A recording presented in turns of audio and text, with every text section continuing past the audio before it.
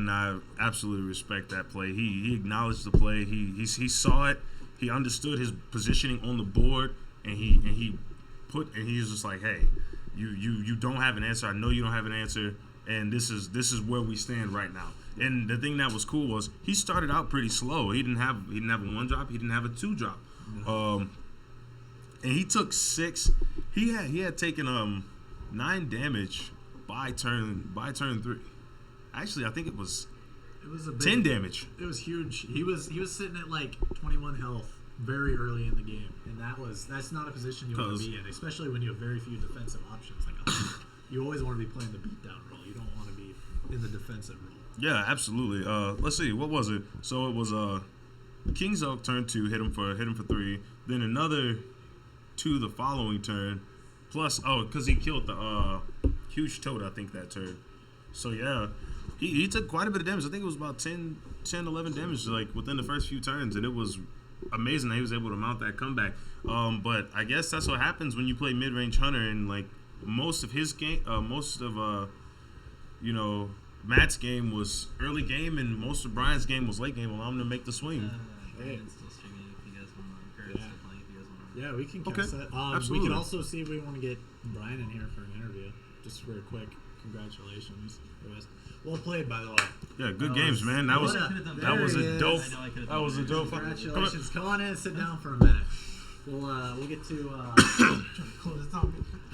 we'll get to Brandon's series in a minute or so, but let's BFG Troy McClure, everyone. This is Matt. He took 2nd place tonight. Yes. Apparently I'm going to slap your ass and tell you good work. No, he probably wants me to slap Brian's ass and tell him. Yeah, buddy. Slap his ass and tell him good. Wait. Bro, I think we're all going to slap Jay's ass, actually. Yeah. I mean, mine is pretty tall. Mine is the ass to slap. It's the ass to slap. Mine is the ass to slap, but that is besides the point. Brian, why don't you come? Yeah, come over here, man. Like, get up here. I'm gonna have a seat real quick. Do we have a chair back there? Yep. All right, let me get you. Get both of you guys on here real quick. Man, we were hyped. That was a good match. It was a good match, nuts. Particularly, more particularly the Hunter game. But there is one thing I wanted to ask you about. So you were playing. It was turn 9. The Druid versus wasn't it Warrior? Wasn't it Druid versus Warrior? Turn 9? Yeah, that's what it was. Yeah. And you had the Fandral, and you had the option to Nourish.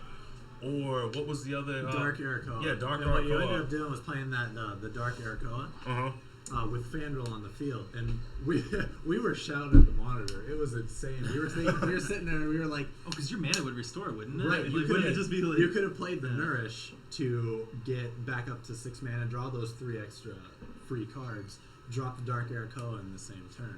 So what were you seeing in that very moment? Because you saw something. You saw the boys say obviously different than we did in the bit. So what were you seeing? It was an oversight on getting the mana from Nourish. So what I was trying to do is get the Fandral out because I had the Druid of the Claw in hand.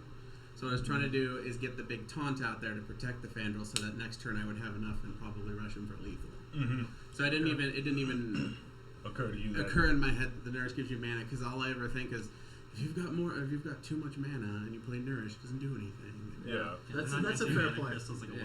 Yeah. That's also one of those interactions we were sitting there wondering. We were like, does it work like that? Will he be at 6 mana or will he be at 5? I think we knew how it worked, but we were just trying to we were just trying to hash out the numbers. We were like, where would he? But yeah, no, it would have definitely pushed you back up to 6. And the reason we think that would have made a difference is because that following turn you would have from the 3 cards and the 2 turns that you would have taken, you would have had the Azure Drake in your hand. You would have had Swipe and Living Roots. All would have been affected by spell power. And we think maybe the game could have been different, but obviously Matt is also playing the game, and you're probably going to play this. So yeah, absolutely. That was a very big turn in the tournament that we wanted to talk about.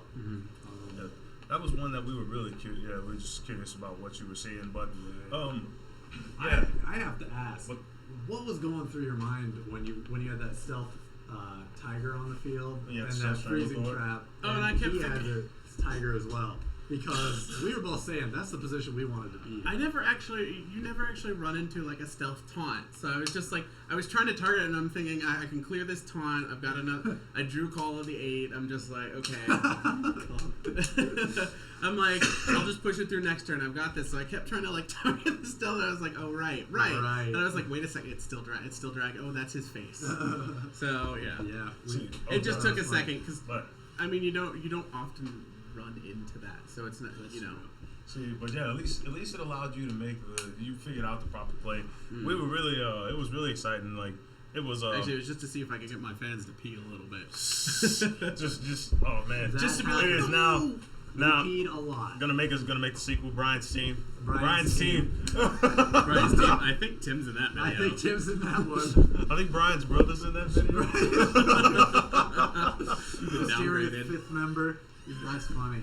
But congratulations. This is your first tournament win. Tournament. Congratulations. Yeah, dude. Now everyone on the team has a tournament win under their belt. Hell yeah. That's exciting for Team BFG.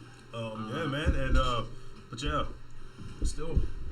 What's going on? Is your match over? We're doing a little post interview. All right. Well, I gotta go. I gotta run. Yeah, we're about to close. How did it end up? Did you win? Oh, congratulations! Thanks. Congrats. Congratulations. Wait, now everyone on BFG has a tournament win. Yay. That's exciting. Michaela, what's that? They'll just for my account. Oh, you got it. Thank you so much for hosting this. And thanks putting again. everything together. You're a lifesaver. You're wonderful. Michaela. Yeah. Many thanks. Praise to It be feels so good Michaela. with this. It feels so good with this door open. I know. But We'll wrap this up a bit. yeah. So matchups. Matt didn't quite go. Did you get the matchups that you wanted? Did you get all the matchups that you wanted? Did everything line up how you wanted it to, and just the hunter didn't come through, or was there something that you wanted to target that you didn't have the opportunity to?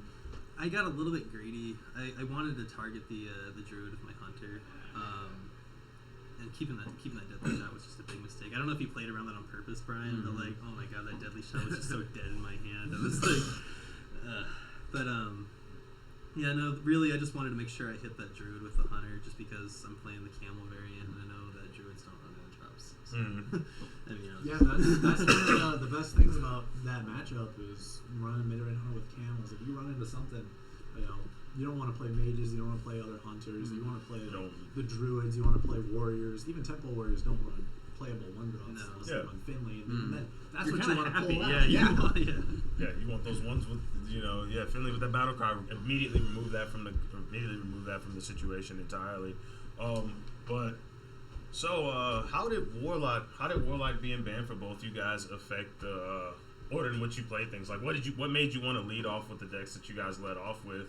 Because I know normally you guys like to lead off with the Warlock, get that one squared away really quickly. So then you're both very comfortable with Warlock. Yeah. You're both very prominent Warlock players. So how did that affect your decisions going into that first game? Yeah. You want to go first? Go you after you, please. Well, there were enough mirror shenanigans that were going to be going on in that series that I didn't want to deal with mid-range hunter versus mid-range hunter, and then zoo versus zoo, just because those are very draw dependent. So I decided to ban his Warlock just because I didn't want to deal with it, and then he did the same thing because I think we both respect each other as zoo players, which I guess isn't saying a whole lot depending on who you ask. But No. Honestly, I'm pretty sure any BFG mirror matchup, we're always banning each other's Warlocks. Yeah. That's just how it goes every single series. You guys ban your Warlocks. I play Hunter. That's my thing. So Hunter and Shaman's like what? That's true. But yeah. So it seemed that was the thing that I was most interested in. You guys both chose, so it was more of a.